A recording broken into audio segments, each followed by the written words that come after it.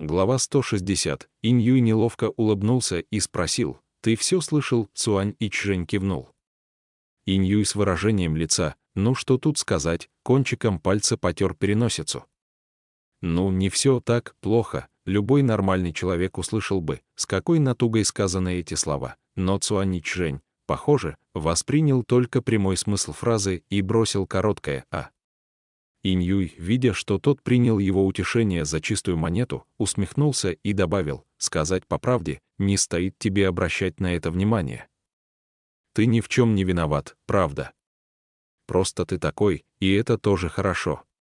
Проницательному человеку сразу становилось ясно, что собратья не любили Цуань Ичжэня вовсе не потому, что тот много ел, по утрам был сердит, не умел работать в паре и стремился лишь показать свою удаль, когда они выходили в дозор.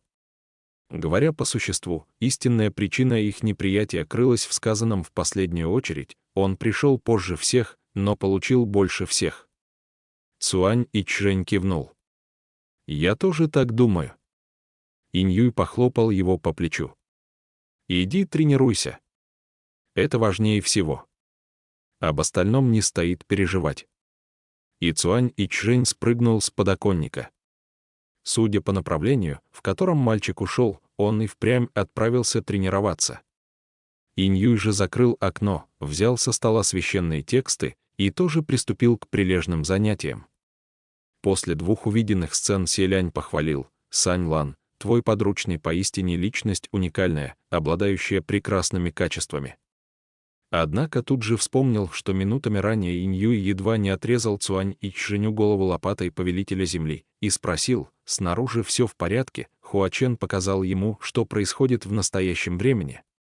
Инь-Юй вновь сделался невозмутимым и выдернул лопату из стены, видимо, размышляя, как все-таки поступить с головой Цуань Ичжэня. Селяня это немного успокоило. Он спросил: «Предположу, что конфликт между ними произошел после Вознесения». «Верное предположение», — ответил Хуачен. В следующий миг перед взором Селяня возник роскошный зал. Инь-Юй с достоинством восседал на почетном месте, Цзянь-Юй и Цуань Ичжэнь стояли чуть позади, слева и справа от него.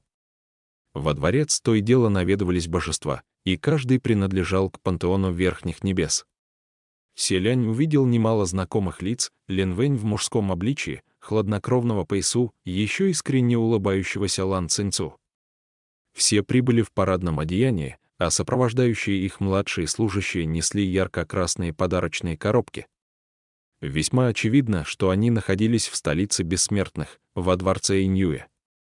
И в тот день проводилась торжественная церемония в честь его открытия, а значит, ознаменованный счастливым событием праздник, когда Инь-Юй основал в столице бессмертных собственную божественную резиденцию.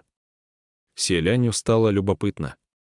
Увидеть что-то в мире людей для Хуачена не представляло сложности, ведь мир людей являлся его вотчиной, и если он желал что-то отыскать, мог воспользоваться глазами прохожих, блуждающих духов, зверей и птиц. Но столица бессмертных территориально относилась к небесным чертогам. Как же вышло, что и здесь он видел все происходящее? Кажется, Хуачен разгадал его мысли, поэтому сказал: «ГГ, взгляни на угол возле входа во дворец». Селянь послушался, но угол оказался немаленьким, поскольку и сам дворец выстроили поистине внушительных размеров. Возле входа столпилось по крайней мере несколько десятков гостей, которые то и дело сновали через порог. Хуачен добавил: «Угадай, кто из них черновод». Только теперь Селянь вспомнил, что Хэсюань все время прятался в чертогах верхних небес и наверняка продавал собранные в столице бессмертных сведения Хуачену. Принц сосредоточенно пригляделся и скоро нашел более-менее подходящую кандидатуру. Тот, что в черном одеянии, слишком поверхностная догадка. Неверно, продолжай. Вон тот, молчаливый, с серьезным лицом, тоже нет. Сразу несколько предположений принца оказались неверными, и вдруг кто-то объявил: «Прибыл его превосходительство, повелитель ветров». Селянь немедля обратил взгляд к главному входу. Ши Цинсюань, нарочито вольготно покачивая веером повелителя ветров, с сияющим видом прошествовал во дворец. Бросив в сторону принесенный подарок, он сложил руки в поклоне и объявил: «Мои поздравления с открытием дворца Инь-Юя. я припозднился, готов выпить штрафную чарку, ха-ха-ха-ха-ха-ха». Сидящий на почетном месте Иньюй с улыбкой ответил: «Ну что вы, ваше превосходительство, повелитель ветров, нисколько не припозднились, прошу». Хуачен наконец огласил разгадку: вот и он. Повелитель ветров, черновод, слишком уж удивительно. «ГГ, ты неправильно понял», — усмехнулся Хуачен. «Не он, а тот, что за ним». Селянь пригляделся и увидел позади Ши Цинцюаня, прямо у ворот, служащего низшего ранга, ответственного за принятие даров, принесенных гостями. Внешностью он не выделялся, но блистал улыбкой на все лицо, и когда Ши Цинцюань, сияя самодовольством, переступил порог дворца и, не глядя, бросил ему жемчужину как поощрение, тот с горящими глазами схватил подарок обеими руками, не забывая сыпать благодарностями его превосходительству, точно получивший подачку пес. У селяня вырвалось: «Это черновод». Сверкающей улыбкой черновод Хуачен ответил: «Именно он». Улыбка фальшивая, вот и все. В столице бессмертных у него было, по меньшей мере, 50 двойников, и каждый исполнял разные роли. Он мог одновременно следить за 8 десятками чиновников верхних небес и 3 сотнями служащих средних небес. В противном случае ему не хватило бы одной роли повелителя земли. Селянь не удержался от восхищения актерскими способностями черновода, умением вести игру и энергией на все это, достигшей просто неописуемых масштабов. И где сейчас его двойники? Наверное, Цзюнь-У как раз выдирает все гвозди по одному. Стоило ему это сказать, послышались пронзительные возгласы: «Ваше Высочество Иньюй, лучше бы вам сегодня дать достойное объяснение происходящему. Что такое творит ваш Шиди?» Улыбки тотчас же пропали с лиц небесных чиновников. Все, не сговариваясь, посмотрели в сторону ворот дворца. Видимо, кто-то пытался ворваться в зал, но их задержали, и потому они принялись настойчиво кричать снаружи: «Ваш Шиди, Цуань Ичжэнь, подрался в чертогах верхних небес с чиновником выше него по статусу. Неужели пустите это на самотек?» Улыбка Иньюя испарилась, он спросил у стоящих рядом подручных, понизив голос: «В чем дело?» «Ичжэнь, ты опять с кем-то подрался?» Цуань Ичжэнь ответил: «Подрался». Цзянь Юй в гневе выпучил глаза и сквозь зубы прошипел: «Опять отличился, мелкий паршивец». В подобных ситуациях первым всегда начинал говорить Ши Цинцюань. Заткнув метелку из конского волоса за ворот, он поинтересовался: «В чем дело?» «Сегодня праздник, открытие Божественного дворца. Неужели иные дела не могут подождать, и если кто-то в столь важный день прибежал сюда наводить шума, то такой человек либо совершенно не отличился сообразительностью, либо открыто шел на конфликт». Снаружи послышалось: «Ох, у вас сегодня великий день. Этого мы не знали. Вот только он не выбирает дни, чтобы нас поколотить. Так неужели мы должны выбирать день, чтобы призвать его к ответу?» Цуань Ичжэнь, служащий дворца Иньюя, его высочество Иньюй лично избрал его в помощники. К кому же обращаться, если не к нему, можно с уверенностью сказать: визитеры открыто шли на конфликт. Лин Вэнь, нахмурившись, спросила: «Зачем вы так?» Иньюй не мог больше оставаться в стороне. Он поднялся и произнес: «Я все понял. Однако сейчас не самый подходящий момент. Быть может, поговорим позже». Голос снаружи удовлетворенно ответил: «Уповаем лишь на то, что дворец Иньюя не станет покрывать драчуна, не разъяснив ситуацию до конца». Они навесили на Иньюя ярлык, обвинив в покрывательстве, звучало, прямо скажем, неприкрытой угрозой. Ши Цинцюань хотел было вмешаться, но тут Цуань Ичжэнь выскочил из-за спины Иньюя. «Вы уйдете или нет?» Нарушители спокойствия, очевидно, были полностью уверены, что Цуань Ичжэнь не посмеет в подобной обстановке дать им отпор, и бесстрашно ответили: «А если не уйдем, что же, опять учинишь драку?» На глазах у всех божественных коллег, однако поступки Цуань Ичжэня нельзя было предугадать с точки зрения общепринятых норм. Не сказав больше ни слова, Ан вскинул кулаки и вылетел из дворца, где послышались пронзительные вопли. А оставшиеся во дворце небожители застыли, совершенно потрясенные. Лишь спустя время Лин Вэнь наконец приказала: «Охрана, оттащите его, иначе не избежать смертоубийства». Иньюй, который тоже некоторое время не мог пошевелиться от потрясения, поспешно вышел из дворца. «А ну, прекратите!» — группа побитых заголосила. Дворец Иньюя поистине многое о себе возомнил.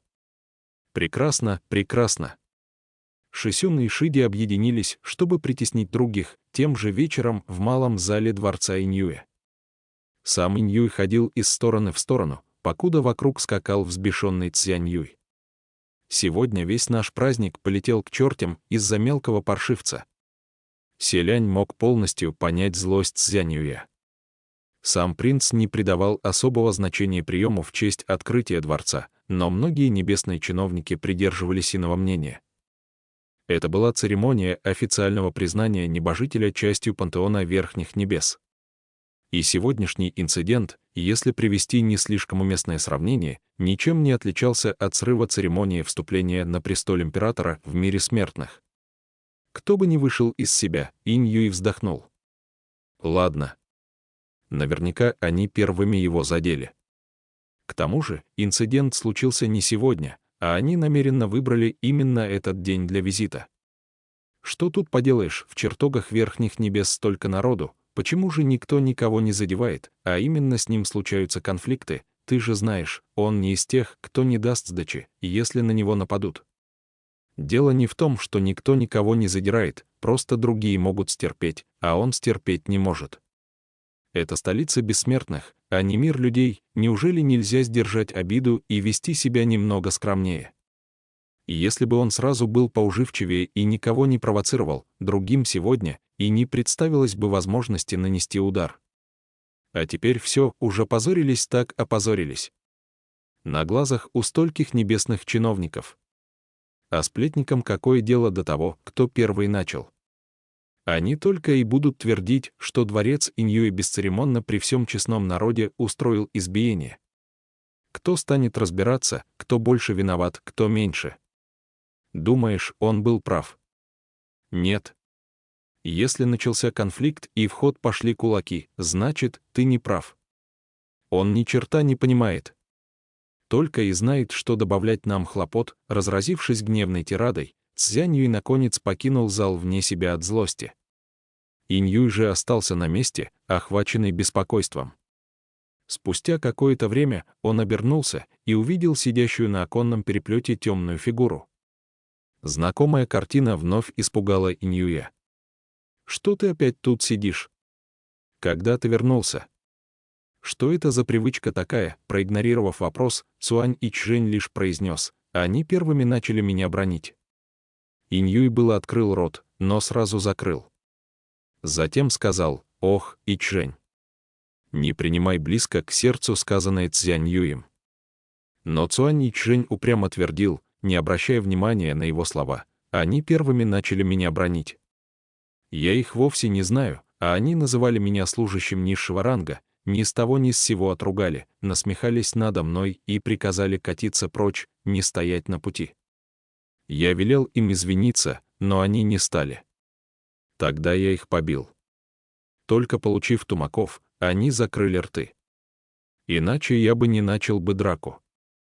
Ныне небесные чертоги пребывали в относительной гармонии, но когда-то находились чиновники верхних небес, а также служащие нижних небес с более высоким статусом и длительным сроком службы, которые притесняли и задирали неопытных служащих низшего ранга. В те времена такое происходило нередко. Иньюй вздохнул. Цуань Ичжэнь спросил его: «Служащие низшего ранга считаются хуже других?» Иньюй ответил: «Нет». Нет, вполне очевидно, что Иньюй и сам не верил в сказанное им же. И Цуань Ичжэнь услышал это в его голосе. Спустя долгое время он откровенно заявил: «Мне здесь не нравится». Иньюй молчал. Цуань Ичжэнь продолжил: «Они считают, что я их раздражаю, но они раздражают меня еще больше. Раньше я мог тренироваться по 16 часов в день, а теперь половину трачу на глупые разговоры и выслушивание таких же глупых разговоров, на визиты и прием визитеров. А если кто-то без всякой причины меня ругает или бьет, не извиняясь при этом, мне еще и запрещено ударить в ответ. Никакая это не обитель бессмертных. Мне здесь не нравится». Иньюй со вздохом ответил: «Мне тоже здесь не нравится». «Тогда давай вернемся». Но Иньюй покачал головой. Пусть мне не нравится, я все же хочу остаться здесь. Цуань Ичжэнь не понял его. Раз тебе не нравится, почему ты хочешь остаться? Иньюй, не сдержавшись, рассмеялся, он не мог ему объяснить. И сколько бы в столице бессмертных не нашлось тех, чьей заветной мечтой было оказаться здесь, они тоже не смогли бы объяснить Цуань Ичжэню, насколько сложно попасть сюда в столь юном возрасте. Ну, потому что вознестись очень трудно. А раз это так трудно, и я уже оказался здесь, мне все же хочется достичь еще большего. Но Цуань Ичжэнь так не считал. В Вознесении нет ничего особенного. Можно и без него как-нибудь обойтись. Его речи немного рассердили Иньюя и в то же время рассмешили. Что значит «нет ничего особенного»? Тогда, может, сам попробуешь, на этом моменте Селянь сказал. Иногда и впрямь не стоит бросаться необдуманными шутками. Хуачен согласился, это верно. Не прошло и полугода, как Цуань Ичжэнь в самом деле вознесся. И тогда ему стало уже совсем не смешно. Мы можем взглянуть на те события, можем. Подожди немного. Картинка перевернулась, и на сей раз перед глазами возникла все та же столица бессмертных, только вместо дворца — пир под полной луной. Селянь, помолчав секунду, спросил, пиршество в честь середины осени именно. И где теперь спрятался черновод, найди того, кто ест. Все небесные чиновники на пиру были заняты игрой, пили за здоровье друг друга и обменивались любезностями, и лишь один из присутствующих чуть не зарылся лицом в глубокую миску огромных размеров. На этот раз Хэ Сюань не прятался среди младших служащих, а уже в образе повелителя земли сидел в углу. Впрочем, никто и не обращал на него внимания. Иньюй и Цзяньюй расположились рядом с повелителем земли, также в стороне от всеобщего веселья. Иньюй не притрагивался к еде и ни с кем не разговаривал. Только Цзяньюй рядом с ним прошептал: «Слава небу и земле, этот больной на голову паршивец не явился». Иньюй, услышав, шепотом ответил: «Он уже давно вознесся, и если кто-то услышит, как ты его называешь, будет некрасиво. Лучше последи за языком». Но ведь это правда, разве я ошибся? Что с того, что он вознесся? Даже спустя несколько сотен лет его голова останется такой же бестолковой. Во время их разговора неподалеку заняли место вновь прибывшие небожители, видимо, незнакомые. Наспех поприветствовав сидящих, один из них как бы между прочим спросил Иньюя: «А вы, другой, также между прочим?» Ответил: «Это бог войны, покровитель Запада». Спросивший тут же сделался несравнимо приветливым, поднялся с чаркой вина и воскликнул: «О, наслышан, давно наслышан о громком имени вашего превосходительства». Иньюй тоже поспешил встать, с улыбкой отвечая: «Что вы, я не столь знаменит». Собеседник ответил: «Эх, не стоит скромничать, ваше превосходительство. Ваша слава поистине идет впереди вас. Мне давно известно о западном боге войны, его высочестве Цэйне, молодом и подающем надежды. Вы вознеслись всего несколько лет назад, но уже завоевали сердце последователей, а на состязание фонарей в этом году даже вошли в десятку лучших. Теперь ваше положение на Западе непоколебимо, неизмеримо лежащие перед вами перспективы поистине неизмеримы. Вы оказались при встрече немного старше, чем я себе представлял, но тем не менее, еще очень молоды. Поэтому заслуженно называетесь молодым и подающим надежды». Улыбка Иньюя окаменела. Он не мог не принять предложение выпить чарку вина с этим чиновником, не отказать ему в чести. Ситуация мгновенно сделалась беспримерно неловкой. А собеседник все продолжал с энтузиазмом налаживать с ним отношения, даже обращение сменил на более понебратское. «Скажу вам честно, обычно я очень редко проникаюсь к кому-то симпатией, но с вами, дружище Цуань, я будто уже 100 лет знаком, невзирая на то, что вижу впервые. Мои владения также находятся на Западе, и если вам, дружище, в будущем понадобится помощь, и коли не побрезгуйте, только позовите.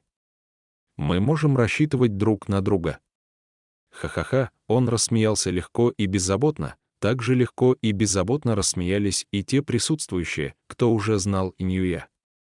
Селянь практически перенесся сквозь время и пространство, ощущая воцарившуюся тогда всепоглощающую неловкость, от которой выдох застревал в горле. Цзянь Юй от злости даже позеленел, тогда как Инь Юй смог сохранить самообладание.